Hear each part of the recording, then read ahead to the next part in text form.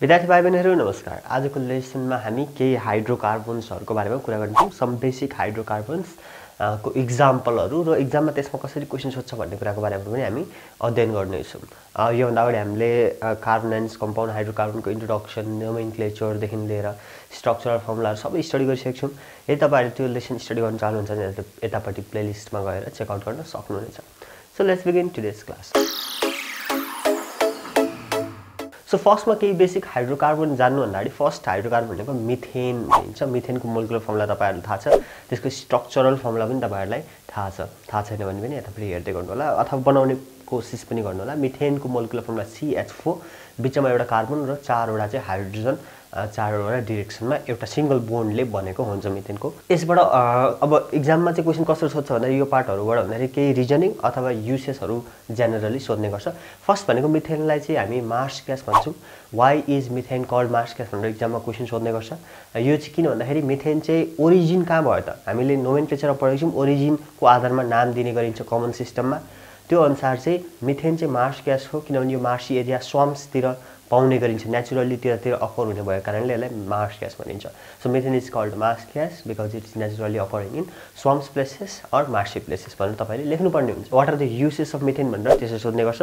अब यसरी general right two uses भनेर सोध्ने गर्छ 2 मार्क्समा। त्यस्तोमा चाहिँ तपाईले जनरल युसेस सजिलो याद गर्दा हुन्छ भने कहिलेकाहीँ चाहिँ युनिक कुराहरु पनि सोध्ने गर्छ। पहिला युसेसको कुरा गरौँ। फर्स्ट भनेको यो चाहिँ ग्यासेस फ्युल, यो चाहिँ एक्सप्लोसिभ नेचर आउँछ, एयरसँग मिक्स गरेर यसलाई कम्बसन गर्न सकिन्छ। त्यही भएर यो फ्युलको रूपमा इन्डस्ट्रीहरुमा हामी यसलाई युज गर्न सक्छौं। त्यस्तै मिथेनबाट चाहिँ वाटर ग्यास पनि बनाउन सकिन्छ। वाटर ग्यास भनेको चाहिँ carbon monoxide plus hydrogen CO plus H2 को मिक्सचर हो, कम्पाउन्ड ग्यास हो त्यो भनेको। त्यही भएर यसबाट चाहिँ वाटर ग्यास पनि बनाउन सकिन्छ।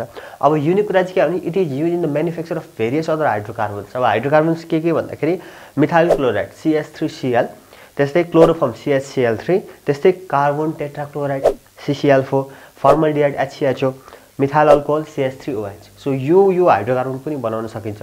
यहाँबाट एक्जाममा तोकेर कसरी क्वेशन सोध्छ भने which hydrocarbon is used in the manufacturing of formaldehyde अथवा which hydrocarbon is used to make methyl alcohol भनेर एक्जाममा सोध्ने गर्छ। सोधेको छ लास्ट टाइमको प्रिसेन्टमा सोधेको छ। तपाईले त्यहाँ गएर हेर्न सक्नुहुन्छ। यो वर्षको 79 को प्रिसेन्टमा सोधेको छ यो हाइड्रोकार्बन कुन हाइड्रोकार्बनबाट यो कम्पाउन्ड बनाइन्छ भनेर सोधेको छ। सो त्यो युनिक कुरा चाहिँ याद गरिदिनु होला। अब अरु युसेस चाहिँ खासै त्यस्तो गाह्रोहरु छैन। It is use in making rubber industry हैन, रबरहरु बनाउन युज गर्न सकिन्छ। ब्ल्याक इंकहरु बनाउन युज गर्न सकिन्छ। यसबाट प्रिन्टिङ इंक हैन र LPG ग्यासको डोमेस्टिक युसेसमा हामी मिथेन युज गर्न सक्छौं। सो अर्को छ इथेन। इथेन भनेको second member of the homologous series अल्केनको सेकेन्ड मेम्बर हो। C2H6S को मोलिकुलर फर्मुला हो र यो चाहिँ नेचुरली पेट्रोलियम माइन्सहरुतिर पाउने गरिन्छ त्यस्तो एरियामा। अब यसको युसेस पनि दुईटा युसेस हामी भन्न सक्छौं। फर्स्ट भनेको यसलाई चाहिँ ग्यासेस फ्युल मिथेनसँग मिक्स गरेर ग्यासेस फ्युलको रूपमा युज गर्न सकिन्छ र अरु हाइड्रोकार्बन बनाउन सकिन्छ भनेर दुईटा युसेस तपाईले लेख्न सक्नुहुन्छ। एक्जाममा write two uses of ethane भनेर पनि धेरैचोटी सोधेको छ। त्यस्तै अर्को आउँछ प्रोपेन। प्रोपेन भनेको थर्ड मेम्बर हो। C3H8 हुन्छ प्रोपेनमा चाहिँ। सो यसको पनि युसेसको कुरा गर्दाखेरि एउटा युनिक छ, त्यो चाहिँ याद गर्नु होला। त्यो भनेको it is used as refrigerant भनेर युज गर्न सकिन्छ र अर्को भनेको it is used to make other compounds भनेर यदि तपाईले गर्न सक्नुहुन्छ। अब यो के कम्पाउन्ड पछि हामी अल्कोहलतिर पनि गएर हेर्छौं। जस्तै इथेनबाट नि इथाइल अल्कोहलहरु त्योहरु बनाउन सकिन्छ। प्रोपेनबाट पनि हामी अरूहरु पढ्छौं, अल्कोहलको पोइन्टमा गएर पढ्छौं। त्यति बेला नि तपाईलाई थाहा हुन्छ। तर अहिलेलाई चाहिँ यति कुरा चाहिँ तपाईले याद गर्नुपर्ने हुन्छ। यसको स्ट्रक्चरल फर्मुला पनि तपाईलाई थाहा छ। 3टा कार्बन र 8वटा हाइड्रोजन सिंगल र सैचुरेटेड बोन्डमा बसेको हुन्छ। अब अर्को आउँछ ब्युटेन। ब्युटेन भनेको fourth member of the homologous series alkane. अब होमोलोगस सिरिज भनेको के हो हैन त्यो सबै तपाईलाई थाहा होला। अब ब्युटेनको अलिकति म यहाँ कुरा गर्न चाहन्छु किनभने हामीले यहाँ नयाँ कन्सेप्ट यानी आइसोमर्सको कन्सेप्ट पनि बुझ्नुपर्ने हुन्छ। सो ब्युटेन कस्तो हुन्छ त भन्दाखेरि सो ब्युटेन यो भनेको यसको मोलिकुलर फर्मुला के हुन्छ त C4H10 हुन्छ हैन ब्युटेनको है। यसको नर्मल स्ट्रक्चर भन्दाखेरि कार्बन 4वटा, एउटा, दुईटा, तीनवटा, चारवटा कार्बन र अरु सबै के हो त हाइड्रोजन हैन। H लेखिदिउँ अहिले, H नलेखौँ यति भएपछि तपाईले बुझ्नुहुन्छ होला। यो लेखिदिउँ ल H। सो यो भनेको के हो त अब यो ब्युटेनको स्ट्रक्चर भयो हैन। ल दिस इज द ब्युटेन। तर यो लिनियर लामो सिंगल चेन छ नि त हैन, ठीक छ। यो स्ट्रक्चरल फर्मुला हो नि। यसको कन्डेन्स फर्मुला पनि हामीले लेख्न सक्छौं। कन्डेन्स फर्मुला भनेको कार्बनको बोन्ड मात्रै देखाउने, दैट इज CH3.CH2.CH2.CH3। यो भनेको यसको कन्डेन्स फर्मुला भयो। यो स्ट्रक्चरल, यो कन्डेन्स, यो मोलिकुलर फर्मुला अफ ब्युटेन त्यसरी लेख्न सकिन्छ। त्यस्तै अब हामीले यो अरेन्ज यो स्ट्रक्चरल अरेन्जमेन्ट अर्को तरिकाले पनि गर्न सक्छौं त्यो भनेको तीनटा कार्बन एउटा चेनमा राखिदियौं एउटा कार्बनलाई माथि राखिदियौं अथवा तल राखिदियौं हैन अब अरु ठाउँमा के हाल्नु पर्यो त हामीले हाइड्रोजन हाल्नु पर्यो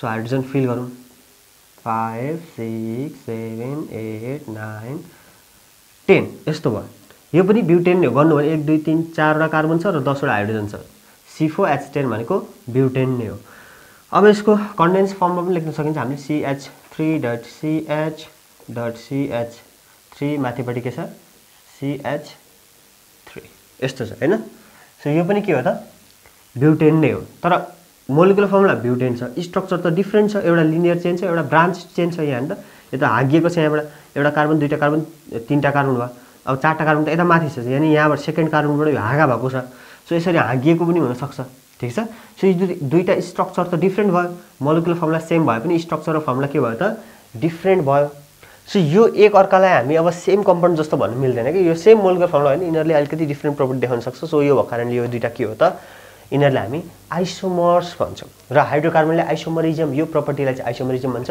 र यस्तो खालको प्रपर्टी हाइड्रोकार्बनले देखाउने गर्छ so this is called isomers अब यो भनेको के हो त यो नर्मल ब्युटेन हाम्रो लागि नर्मल ब्युटेन भयो त्यही भएर हामी यसलाई एन ब्युटेन भन्छौं त्यसै यो के हो त यसलाई चाहिँ अब हामी के भन्छौं त आइसो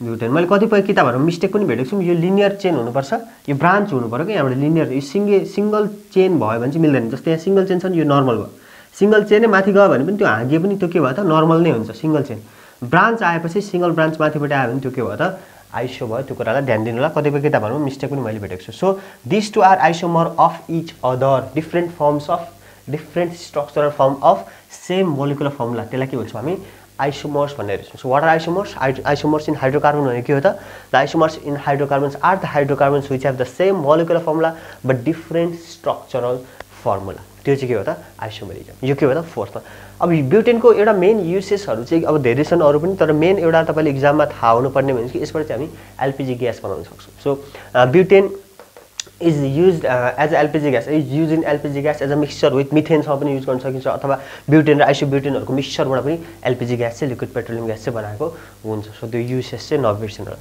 सो यो चाहिँ आइसोमर्सको कुरा भयो अब अर्को खालको पनि आइसोमर्स हुन्छ त्यो नियो स्ट्रक्चरमा हुन्छ त्यो चाहिँ हामी पेन्टेनमा पुगेपछि हुन्छ त्यो अलिकति म नलेज दिइरहन्छु अब यहाँ अलिकति एउटा मैले हाइलाइट गर्नुपर्ने कुरा भनेको यो जुन आइसोमर्सहरु छ त्यो कहाँबाट सुरु हुन्छ भन्दाखेरि कार्बन नम्बर 4 बाट सुरु हुन्छ कार्बन नम्बर 3 सम्म हुँदैन कार्बन नम्बर 4 बाट मात्रै सुरु हुन्छ त्यो भन्दा अगाडि सुरु हुँदैन किनभने कार्बन नम्बर 3 छ भने कस्तो यहाँ त तपाईले कार्बन नम्बर 3 लाई कसरी लेख्न सक्नुहुन्छ एउटा कार्बन दुईटा कार्बन तीनटा कार्बन एउटा लिनियर चेन भयो यो नर्मल कार्बनको चेन भयो ठीक छ अब यसलाई मैले हाँगा दिनु पर्यो भने के भयो त एउटा कार्बन दुईटा कार्बन अब यहाँ त अब मैले यता हाँगा दिए पनि यता हाँगा दिए पनि यहाँ दिए पनि यहाँ दिए पनि त्यो सिधै के हो त त्यो लिनियर सेम लाइनको चेन हो जस्तै मैले तल दिए पनि यो र यो आइडेन्टिकल यो दुईटा माथिको र तलको आइडेन्टिकल सेम लाइनमा छ त्यो हैन सो यसले आइसोमेरिजम देखाउँदैन तर चारवटा पुगेपछि त्यसले हाँगा छुटिन्छ त्यही भएर आइसोमेरिजम देखाउँछ है त त्यसै अर्को छ पेन्टेन अथवा पाँचवटा कार्बन भएको ग्रुप अब त्यहाँनेरि पनि रमाइलो छ म कार्बन मात्रै देखाउँछु जस्तै हाम्रो पेन्टेनको के हुन्छ त एउटा दुईटा तीनवटा चारवटा पाँचवटा यो भनेको नर्मल पेन्टेन एन पेन्टेन ठीक छ नर्मल पेन्टेन अब हामी आइसोपेन्टेन बनाउन सक्छौं एउटा दुईवटा तीनवटा चारवटा अब यहाँनेर तपाईले जहाँ पनि कार्बन राखेर हाँगा बनाएर जस्तै यहाँनेर राखिदिए मैले यो आइसोपेन्टेनको रूपमा लिन सकिन्छ अब अर्को के पनि गर्न सक्छौं सी तीनटा कार्बन राखिदिने यता र दुईटा कार्बन यसरी राखिदिने ल यसरी पनि हामी अर्को बनाउन सक्छौं सो नियो पेन्टेन यसरी बन्छ सो यसरी यो यिनीहरु चाहिँ के हो त अब same molecular formula different structure formula र तिनीहरु पनि के हो त आइसोमेरिजम हो आइसोमर्स हो so this is the concept of isomers र आइसोमेरिजम आइसोमर्स र आइसोमेरिजमको कन्सेप्टमा झुक्किन चाहिँ नझुक्किने होला यहाँनेरि चाहिँ धेरै जना विद्यार्थीहरु झुक्किने गर्छन् स्टुडेन्ट यो के रे यो ब्रान्च मिल्ने नमिल्ने थाहा नहुने त्यही भएर आइसोमेरिजम चाहिँ ध्यान दिनु होला सो सम बेसिक हाइड्रोकार्बन जुन चाहिँ त्यो चाहिँ हामीले यो लेसनमा पढेको छौं अर्को लेसनमा चाहिँ हामी सम बेसिक हाइड्रोकार्बन मात्रै नभएर यो हाइड्रोकार्बनको चाहिँ डेरिभेटिभ्सको कुरा गर्छौं स्पेशली अल्कोहलको कुरा गर्छौं र एक्जाममा त्यो पनि एकदमै इम्पोर्टेन्ट छ युजुअली सधैं नै त्यहाँबाट क्वेशन सोध्ने गर्छ के सोध्छ कस्तो सोध्छ हाम्रो अर्को लेसनमा हामी हेर्ने छौं so what do you think about today's lesson go and below put a comment like share subscribe and hit that bell icon stay home stay safe and see you in next video goodbye